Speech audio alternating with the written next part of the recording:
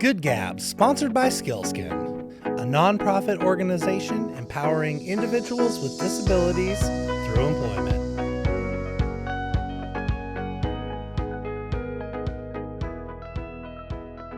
Good morning, Good Gabbers. Today we have the pleasure to speak with Nate Yoder, 22 years old, entrepreneur, man of mystery. We're going to learn a lot today. Nate, thanks for coming on the show. Thank you so much for having me. Yeah. Well, what's happening with you? What's your world like? We're interested. Have you always been in Spokane? I have. Yeah. I actually grew up out in Medical Lake. That's my neighborhood. I'm out of Clear Lake. There we go. That's perfect. Yeah. So I grew up out on 5 acres out there. My parents had a hog farm. Cool. And so I grew up on the farm raising pigs. I actually showed bunnies in the Spokane Fair all growing up. And, FFA was your world? Yeah, actually 4-H. More Okay. So, yeah. So I grew up as a farm boy and instantly knew that it wasn't for me. Tough life. Exactly. So, but I'm super grateful for it and the experience and giving me that work ethic for sure. That used to be my dream. I wanted to be a farmer. Yeah. And I remember telling my grandma, I was like, I really want to be a farmer. She looked me dead in the eye. She's like, Steve, you're not tough enough to be a farmer. She was so serious. I was like, okay. Yeah. Yeah. So that dream went away. That's awesome. Did you grow up on a farm too? No, I grew up on 13th and Fisk on the South Hill of Spokane. And so no, I was not a farmer. That's why you wanted to be one. Yeah. Yep. I heard the dreams. Yep. Exactly. I grew up the opposite way and wanted to move to New York. And then I found out that Spokane's way better. So no doubt. Absolutely. Yep. I know. I remember, you're taking me way back now. Like one of my first jobs, I ended up working at Eggers Better Meats up on 57th. Amazing place. That family, incredible. Yeah. They're the ones who taught me customer service. Like I credit them to this day of like, how do you treat someone? How do you make them feel like they're in their own home when they're in that butcher shop?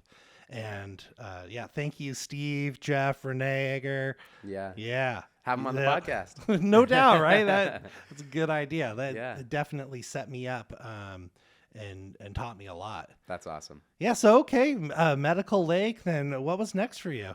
Yeah. So I grew up out there. I stayed there until I was about 17. So during that time, when I was about 8 or 9 years old, I started a custom cedar doghouse business because my dad had a custom cedar shed business. So I used his scrap material basically to make custom doghouses for people out in Liberty Lake. Awesome. Because they paid the best. And know your customer. Exactly, yeah. And so I did that for a few years until it transitioned into furniture. And then when I was about 13 years old, I started my little furniture business. So I was doing custom woodworking and tables and chairs and stuff like that. And then when I was about 15 years old, this whole time I had been going through Medical Lake School District, K through 9. And when I was about 15, I decided that I knew exactly what I wanted to do, which was be an entrepreneur, be in business acquisitions. And so I really didn't see high school as that path. And so I dropped out my freshman year and I got my diploma that same exact year. So I did about 3 years of school in that 1 year, basically. Really? You just said, I know my path. This is happening. I did, yeah. And I never really, I'm the youngest of 5. And so I never really got along great with people my age. Like I get along with everyone, but I never had really deep connection with, friends my age. And so I was always hanging out with the older kids, always my older siblings and whatnot. And so I'm very grateful for that because it pushed me to mature a lot faster. And so. Wow. Okay. Well, then tell us more about what were some of those first businesses. Yeah. What did you learn? Yeah. So basically, as soon as I dropped out, I started the Furniture Outpost over on Monroe Street. I don't know if you've seen it or not, but the logo is mountains. It's a couple mountains. And so me and a buddy Monroe and what? Well, now it's on Monroe and Cleveland, I believe. But before, we were right next to that auto body dealership, Autotech. Yeah. I remember. Yeah. And so me and a buddy started it out of like an 800 square foot little tiny building, basically a shack. And we were selling mattresses, and then I was selling my furniture out of there and stuff. And it was a great experience, but it was one of those experiences where you really learn how to do business the hard way. I know, you have the idea of what it looks like. Exactly. Yeah. And so I learned how to better vet my partners, and I learned how to... Important lesson. Yeah, exactly. I learned how to do a lot of business marketing and social media and stuff like that. So that was a great growth opportunity. And then about 2 years later is when I sold that and got into real estate. So...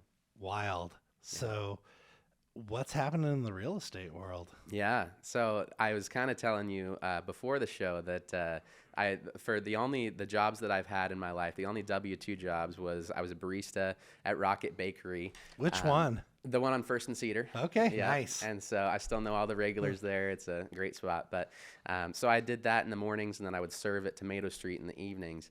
And basically just had a season of grinding, as a young man. And it was a great experience, but ultimately W-2 just wasn't for me. And so during that time, it was cool because I was figuring out exactly what I wanted to do next with my life, and I didn't really have that direction. And so I was just kind of exploring different options. And that same day, I was serving coffee, and Rich King walked into the coffee shop. And if you don't know Rich King, he's one of the biggest realtors in town. And basically, he probably doesn't even remember this, but he basically just encouraged me. He's like, "Man, you'd be an amazing realtor." And then my wife walked in, who was just my friend at the time, and she was telling me about one of her friends who was in real estate, and they do really well, and they're very personable, and it's still being in business and things. And so I started kind of questioning it, because all in one shift this is already happening, and so I'm the wheels are spinning at this point. And then 2 more realtors come in after she leaves, and they're both like, "You'd be an amazing realtor." You're like, what? The stars are started to align. Exactly. Okay. Yeah. And so that same day, I put in my 2 weeks, and in that 2 weeks, I basically did 10 hours of school every single day after work.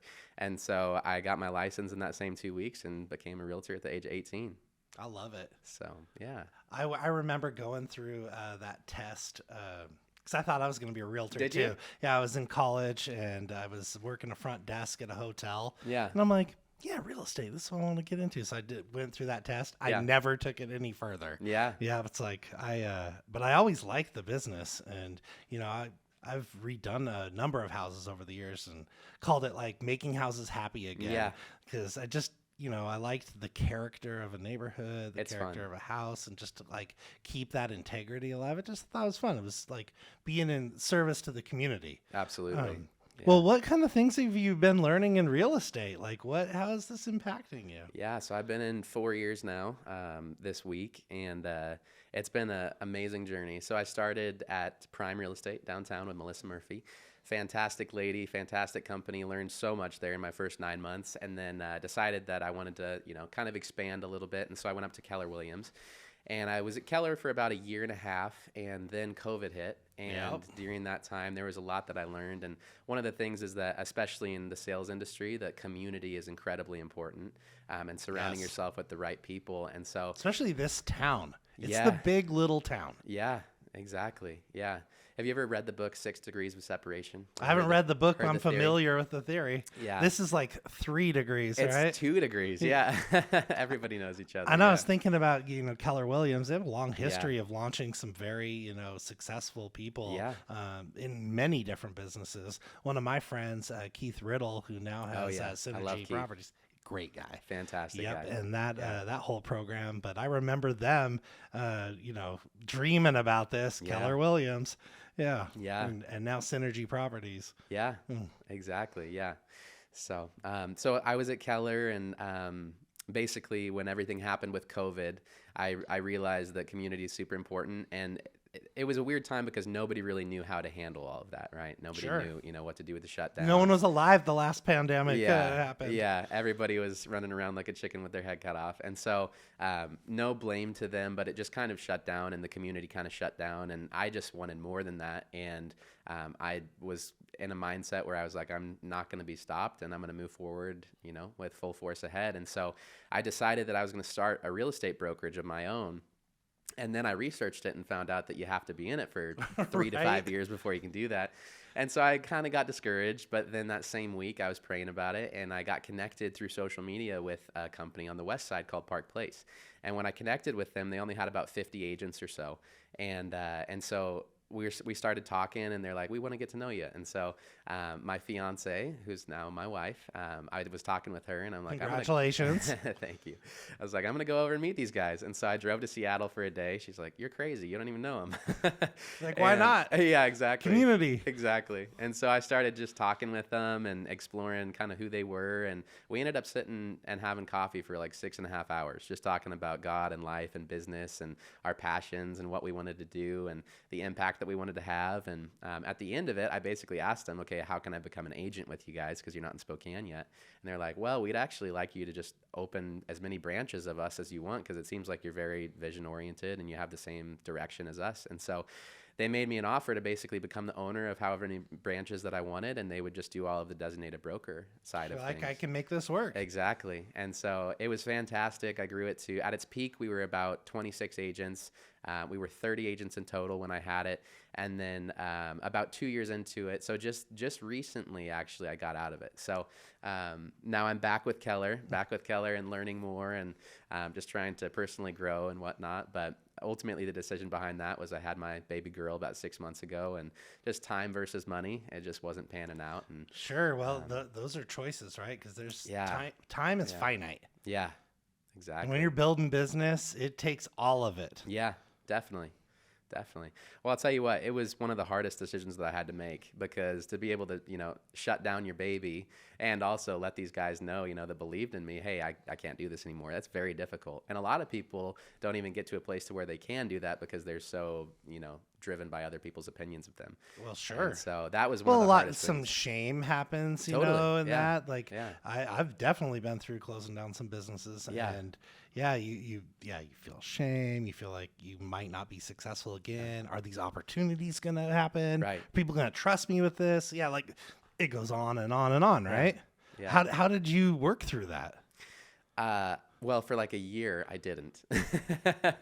And so a year I wrestled with it. And then when I had my daughter, Loveland, her name's Loveland Gracie. And so when I had her, my wife had her, actually, I didn't have her, but when my wife had Good her, distinction. yeah, then, your perspective just really opens up, and you start to, put that baby first. And so the biggest choice for me was, I'm not living in my full potential of who I could be, and ultimately trying to run a brokerage and also do real estate and create my own brand. It just wasn't working out, because those are two very full-time demanding jobs. And so it was tough, because I wasn't being the best boss to my agents, and I wasn't being the best agent to my clients. And so what I really had to, figure out was that, the most important thing that you can do is live in your true potential and actually, be honest with yourself about how much you can handle. And so when I had her, that was kind of the pinnacle, the tipping point, where I was like, okay, I need to make this actually happen and not worry about what my peers are going to think. That was the biggest thing, is real estate is very, it's very competitive, and it's also very comparison oriented. And so it was very difficult, just because I had all of these people that were either looking up to me or the haters, right? That, didn't want to see me succeed. And that was a big driving force in me continuing it for so long. You're like, I'm going to prove you wrong. Exactly. So, yeah. Well, and that story definitely happens a lot, like this start and stop of your career, like that ebb and flow. We work with people with disabilities at Skillskin and help find them jobs, and that's something that we talk about a lot. Those, like, you can have a dream, right? This dream where you want to get to, but in between where you are at that very moment and where that dream is, you're going to go towards it. You're going to go away from it. Right. And that dream might change over time. And it will. And so I'm so glad that you're able to, help share that and part of your experience, because we talk about that a lot. And, sometimes it lands, sometimes it doesn't. But I feel personally that's just a common story. Oh, yeah. Yeah, absolutely. Well, I know when you reached out to us, you were, really thinking about like this community building and this vision of like helping, young people kind of, I don't know, kickstart, like you kickstarted your career, kickstart that life, that thought. Like, tell us more. Tell us what's in your mind. Yeah, totally. Yeah, so through my whole life, I mean, I've always known that, like I said, I've always known that I wanted to be in business. And, ever since I was 5 years old, I was like, I want to wear a suit. I want to be a businessman, without even knowing what that was. It just clicked for me. Something clicked. And so. I get it. Yeah. And that being said, as you go through your life, people's opinions there again. They kind of shape you, and you're trying to figure out exactly what direction that you want to go in. And for kids, but even, especially teenagers and young adults, they struggle with that. And a lot of people struggle what direction that they want to go to. And there's so many things nowadays that are coming at us that, so many conflictions of choices that we have to make. And so the thing that I'm really passionate about, I realized recently, which is as I was going through my real estate career, I realized that I wanted to have a bigger impact than just selling homes, and I know that I'm made for more than just selling homes. I'm a leader of people, but I also have a passion for young people. And the way that I found that was I was kind of going through a season in my life where it was a bit dry, I guess, and I was kind of just rolling with the punches and just going through the motions. And I didn't really feel like I was actually growing, and I didn't feel like I was actually on my trajectory to step into my true destiny of what I wanted to do, And so I was going through a time where a lot of young adults do, and young people, and like you said, even into most 35-year-olds, or that's what happens with midlife crisis, right? Is people, think that they have it one way, but then they don't actually know the direction that they want to head. And so, and I was 35 when I started putting it together, like you're saying. It's like, man. Yeah, exactly. And it feels hopeless, doesn't it? Definitely. Yeah. Hey, like, what am I supposed to be doing? Yeah. Yeah. I was lucky one too, because I had a lot of mentors in my life. Right. That, really tried to they did. They shaped who I am. Yeah. And helped me understand what my potential was. Totally. But I can imagine someone who, maybe they are 21 years old. They're just, and they don't have those connections. Yeah. That's gotta be hard. Yeah. Yeah, absolutely. And so, one of the things that I realized recently, I heard a great quote, which was just talking about how if you don't know what your passion is, or you don't know what direction that you want to head in, find the thing not that you love, but that you hate. Because not to go in that direction? Kind of, but also because if there's something that you truly hate, like with a passion, like it's burning in your heart, that hate, then you need to go the other direction and show, kind of help that other crowd, if you will. So for me, I started thinking about it, and I was like, what do I hate? What do I hate in life? And the thing that I really hate, which is kind of what I was talking to you guys about, is people not living in their true potential and people not actually giving it their all. And if we're given one life, why would we not give it our all? No doubt. And why do we go through our lives and choose to make decisions non-intentionally? Every single thing, even to what we put in our bodies or what we're going to do that day, needs to be super intentional. And so what I'm very passionate about is just, personal growth. That's part of it, but also direction for people. And so that's what I found that I really hate. And the opposite coin, the opposite side of the coin is that I want to help people kind of overcome that. So how are you going to do that? How are you going to engage? Great question. Yeah.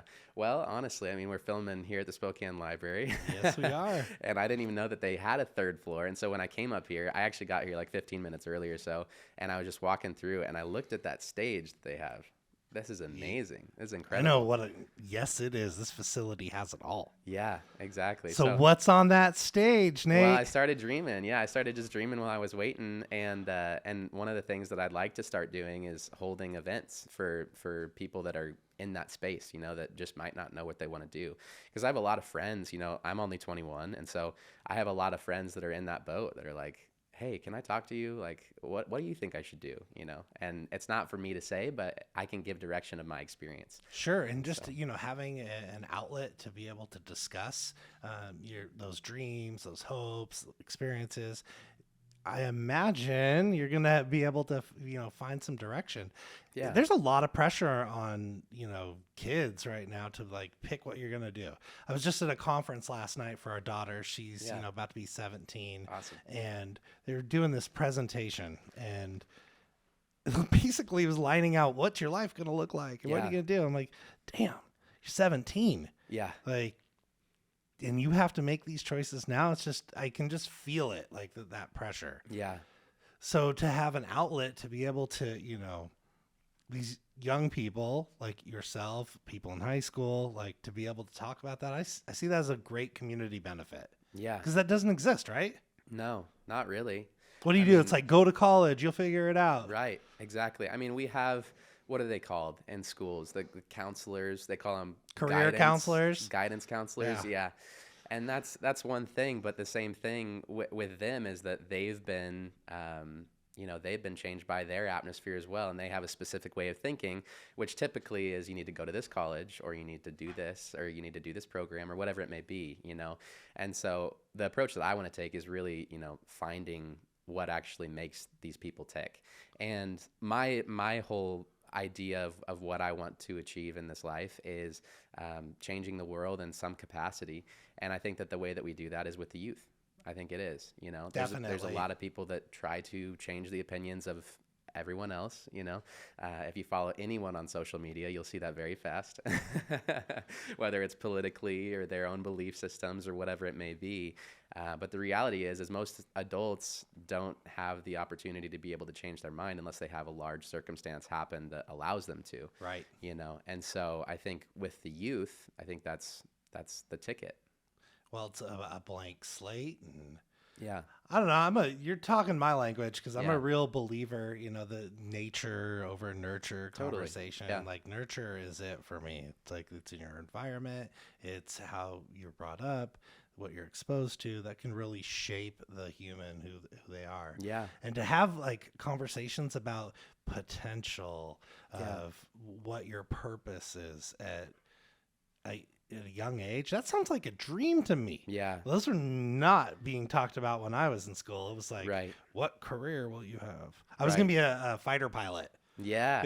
Yeah. That's what I was going to do. That. Yeah. Well, it didn't happen. You could still do that. Yeah. For about $10,000 in Arizona. I've seen that. Trust me. I'm thinking about it. Yeah. Kathy, if you're listening to this today, let me fly the MiG.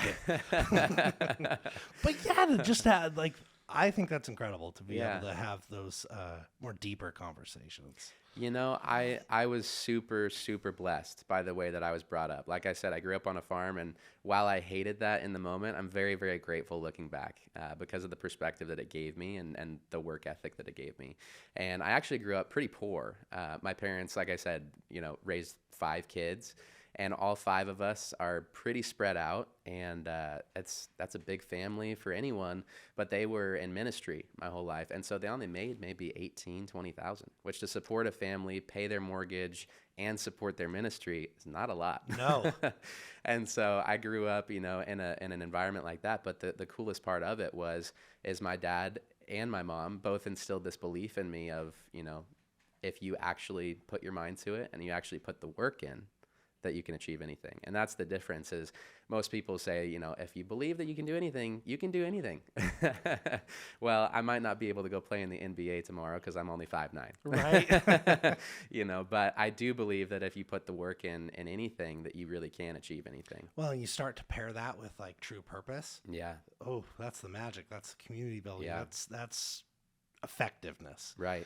Well, we do not have a lot of young guests on this show. And I'm curious just about your view of Spokane. Sure. And as a community right now, is this a friendly place for young people? Let's just start there. A friendly place. Yeah. Do you want to live here? Do you think the people your age want to be here? No. Do I want to be here? Yes. I think people. Well, should we change? Yeah, absolutely. Yeah, I think the majority of people my age usually want to go somewhere else because they see Spokane as not having a lot of opportunities for them. Maybe not a lot of resources, whatever it may be. And so I think naturally, just as a young adult, a big piece of being your own person is, moving away from your parents. That comes naturally. But I think especially in Spokane, it's not like a city where a lot of people really want to end up if they're in the more creative space or whatnot and things like that. There's just not as many opportunities like that. So, but I think that ultimately what I see is a lot of the older generation comes back here.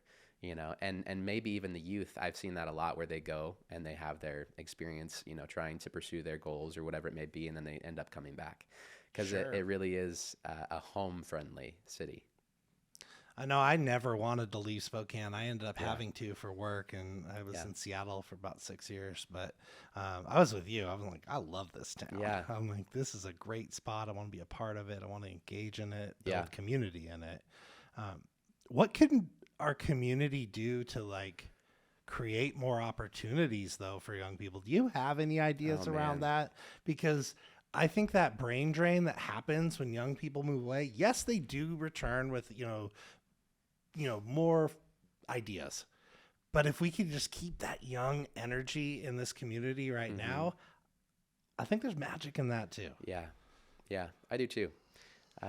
I don't have an answer for that, to be honest. And well, if you did, we'd put you on the council. Yeah. So that's a great question. And I've actually been thinking about it a lot, but I think the way that I'm going to personally do that is by holding, some of these events and trying to first inspire and then create resources that kids can actually use. And another thing is with tech nowadays, there's so many ways where it kind of doesn't matter where you live. Right. There's so many opportunities. So I know if you can just base yourself here. Yeah. Well, Nate, I'm definitely not asking you to be the spokesman of young people, but you're in front of me. So I'm just like, help us understand. Totally.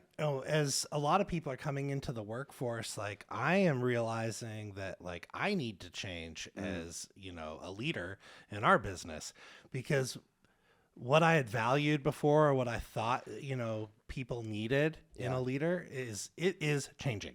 Yeah. And so like being able to really express the why in everything and paint that picture frequently, right. I've had to like evolve into that person to like engage with, people coming out of college, coming out of high school. Yeah. Any other tips for someone like me that can help engage, young people who want to, Sure. be successful in their career? Sure. Yeah. I don't know if this is what you're saying necessarily, but what I've experienced as an employer as well is that my generation doesn't necessarily either want to work or not very good at work. Is that in the direction that you're headed? Kinda. I don't believe that. Like, I think there's that the youth has so much energy. Yes. And I love their view of the world. Right. The equality level that's coming through is like something we dream of in the disability space. Sure. So it's not quite that they don't want to work. I just don't think they're engaging in a higher purpose. Right. And so that's what I'm personally trying to work on, skills again. I see where you're going. Yeah. Yeah. I think it's a dead trope. Oh, you're lazy. They said the same about my generation. Yeah. I don't think that they're lazy per se. I think that kind of like what you said, it's misguided. And that's where one of my goals within these next few years is to give more guidance and to, kind of step into that role because, I agree. Do you have any history with reading Simon Sinek or Definitely. Any of his books? Yeah. Have you read Leaders Eat Last? No, I have not. I have it on my shelf. Okay. Yeah. Do I need to pick it up? You do need to pick it up. Yeah. It's a really, really good and engaging story. And in the very end of it, if you have the updated copy at least, it goes into millennials. Do you have that copy? I bet I do because I just bought it a few years ago. Okay. Yeah. So he kind of digs into it and talks about the different generations and kind of their focus. And a lot of my generation and the younger generation is focused on change, and they're very focused on mission. And so it's really interesting when you read that book because it kind of gives you some more perspective. It's not necessarily that my generation is, lazy or lackadaisical or whatever it may be, but I think that there's so many distractions nowadays that they're putting their energy in the wrong places, if that makes sense. I'm following you. Yeah. Absolutely. That makes sense. So as an employer, like if we can help paint a mission, one that's worthy of being a part of, then we might get more engagement. Is that fair? Big time. Yeah. Well, and it's also proven that companies that support a mission do way, way better in sales in general. And so people as a species like to support a bigger goal and a bigger mission. So I know. So let's give them what they want, right? Exactly. Oh, incredible. I know we're calling ourselves a social enterprise these days. And it kind of speaks to me what you're saying. Like if we are able to lay out this mission, lay out this dream of what's possible, help, move our community in that direction. Yeah. We're going to get people to join on that train with us. Yeah, most definitely. I'm gonna shoot your question right back to you. What do you think that we could do in Spokane to better engage the youth? Well, I'll think back to myself, like, what did I really need? I think we should be challenging, folks a lot more, especially in the school system. Yeah.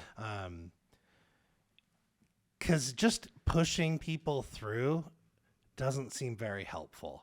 I know that was my experience. Like, if someone would have, I almost didn't graduate high school. It's why I dropped out. If I hadn't learned about running start, Yeah. I probably would have went down a different road. Yeah. And I know that story, it's not unique to me. You're just saying you're experiencing something similar. So I think we need to like raise the bar there and help challenge our youth. Opportunities, I don't know what that looks like, but I hope that business leaders who are creating companies, maybe some of these startups that are coming here, like try to keep that energy here and recruit from here. Right.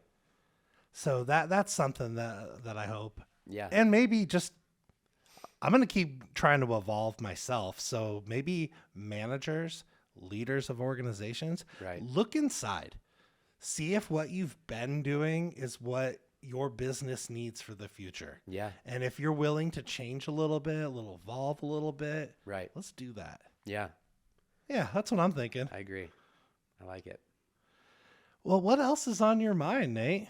What else is on my mind? Man, I don't know. I was actually thinking in the car on the way over. I was like, what am I going to say? And one of the things that I wanted to, mention is I think with finding your purpose and finding the direction that you want to take in life, a lot of it comes to identity and personal identity. And have you ever heard of the analogy of the thermostat and the thermometer?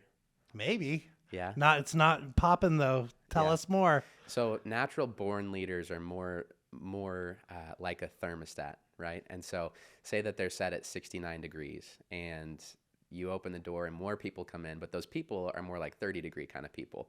That natural born leader and that thermostat will naturally cool or heat up the room in that case to get those people to their 69 degrees, whereas the thermometers are the people who adapt to that. And so I think a lot of that comes back to identity and who you are. And so when you're talking about finding your purpose and the direction that you want to take, I think a lot of it comes to what you want to become. And so one of the things that helped me a lot was I actually wrote my obituary. Oh, really? I did, yeah. And it was when I found out that we were pregnant. And I think my wife was about 6 months out from having the baby. And I read this really great book called Hero on a Mission by Donald Miller. Have you ever heard of it? Nope. No? And so he goes into that. And one of the challenges is to write your own obituary from another person's perspective. And so I did it from my unborn daughter's perspective, looking back, when she's in her, hopefully when she's in her 80s, and she's like, my dad did this and this and this. And so I sat in a dark room and I just thought about it. And I like really made myself emotional, like to the point where I was in tears thinking about her at my funeral and what she would say. And sounds powerful. It was an amazing exercise. And I really recommend it to all of you and everyone who's listening to this, because it really gave me perspective for what I wanted and the direction that I wanted to head in and who I wanted to become as a person.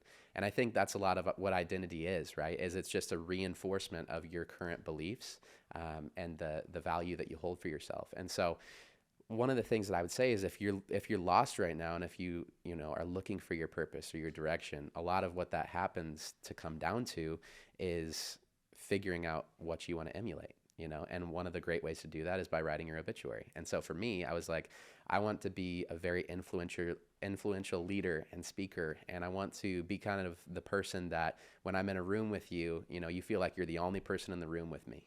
And I want to, make people feel special and seen and heard. And I want to own 1,000 businesses in my lifetime. And I want to, all of these different goals, right? And then I just basically wrote down the traits that those person emulates on a day-to-day basis. And then I wrote out that list, and I have that still to this day. And just looking over that, I kind of touch base with that every once in a while, about once a week, once a month, whatever. Make sure you're on that right path. Yeah, exactly. And make sure that, that's who I'm becoming. And a lot of, personality is just becoming that person. As simple as that sounds, that's the best guidance that I can give, because once you find out the person that you want to become, then you actually have a direction, right? Like, it's hard to hit a goal without having a target. Have you written your purpose statement? Do you have that in mind? Do you know what your purpose is? I actually have. I did write it down, and I don't remember. It was a powerful exercise to get to that, and I've gone through many iterations, as I keep evolving. But I know for myself, it's like I want to be the mirror to someone and to reflect their best self back to them. Yeah. And if I can do that and be in my purpose, I'm gonna live a pretty happy life. Yeah. Yeah. Well, I think you're on your way to lots of great things. Thank you. I'm so excited to be able to have this opportunity to speak with you today, and you get to share with our listeners. Thanks, Nate. Yeah, absolutely. Yeah, I have another thought if you want it. Please. One thing that kind of going back to what I was saying on that is I grew up, like I said, I was the youngest of 5. And so being the youngest of 5 siblings, or even 3 siblings, or however many siblings, you kind of are able to fit into the shadows of your older siblings and their friends, or whatever it may be. And so I grew up with not a lot of confidence at all. And so getting into real estate, that was hard to believe. Yeah. Thank you. I appreciate that. And so getting into real estate, that was one big thing that I had to overcome. How do I go into a coffee shop and make a conversation with somebody that I don't know? That terrified me, and even something like this terrified me, or speaking, or whatever it may be. And so that was one of the first things that I had to figure out how to accomplish. And with kind of like what I was telling you, with writing down the person that I wanted to become, the way that I was actually able to achieve that is just day-to-day disciplines. And I'm sure that you probably have something similar, but honestly, I believe that confidence comes from the promises that we keep to ourselves. Great point. Yeah. That seems pretty pathetic. Yeah, it's true. And that little bit of structure you can, build for yourself, whatever it looks like. It's true. Yeah, absolutely. Yeah, I've always been kind of extreme. And so my wife always calls me extreme. She's like, I just wish you weren't so extreme, because if you weren't... She loves it. She does, yeah. Yeah, but I've always been the person that's like, I'm going to wake up at 4 and I'm going to, get to the gym by this time and all of that stuff. And when I do that, or I guess it was probably a period of 2 to 3 years where in the beginning of my real estate career that I was like, I'm going to do this, and then I wouldn't do it. And it would have the negative effect on my confidence. And what it came down to ultimately for me was accountability to hold me to those goals. And so I got an accountability partner and started actually achieving those things and doing those things day to day. And what I found is, even by week 1 of waking up at, the time that I said that I was going to, and hopping in the ice bath, that's something that I love to do, and going to the gym by a certain time, and setting your morning up that way, that built so much confidence for me personally. And so there's biting off those little things and keeping those little promises. Totally. Yeah. I've been lots of sales seminars, and some of them are led by, like generals and things. I remember one of them was like, make your bed in the morning. Oh yeah. Just start small. Captain Phillips, or what is his name? Gosh, I don't remember. He has a speech. Yes. Yeah. Yeah. But it's like that. You bite off the little things. Yeah. I know for my own self, like I've quit like making like those big promises, like using words like, I'm never going to X. Just stop that. Because it's a guaranteed way to like disappoint yourself, because you never know what circumstances will change, what could happen. Of course you have your values and your moral lines, but just those big promises, I try to stay away. But biting off the small ones, keeping those little promises. I love it. It's good. And it's ultimately, would you agree that that's what has helped form your identity and who you are? Definitely. It also is around authenticity though too. Right. As a salesperson, I learned to emulate the people that I was around. Yeah. So that was kind of like what That's I what had we all success do. doing that, and I was liked and all this stuff, but I was kind of a chameleon. Yeah. And there was emptiness at the end of that road. Right. And so as I started to like understand this idea of you got to be the same person at home, at work, at the grocery store, like try to be authentic. And the more authentic I became, the more real I became, the happier I became. Right. And the more effective I became. Right. Well, you are the sum of the 5 people that you hang around most. And so, with emulating those people, it's important that you have high quality people in your life. Great point on that. Yeah. I know some of my times when I was, really sad or depressed, as long as I was hanging out with people that were just doing a little, not as good as me, it was okay. And I kept that going for a long time. Yeah. And so that resonates with me. It's like, find the people that you want to be like. Yeah. And make them part of your tight circle. Right. Yeah. Oh, we're covering lots of ground today. I wish we had more time. I know, seriously. Yeah. Yeah. Well, any other parting thoughts? I don't think so. Yeah, I think the parting thought that I would leave you with is that, if you're struggling with your purpose or finding your direction in life, start with just sticking to a routine. Stay disciplined in the little things, like you were saying, and then also give yourself 5 minutes a day to dream. That's a big point. That I think anybody that's listening to this should take away, So a lot of us don't think that we're visionaries until we actually sit down and give ourselves the time to be visionaries. Well, we see it in you, Nate. Thank you. Nate Yoder, you've seen him on Good Gab first.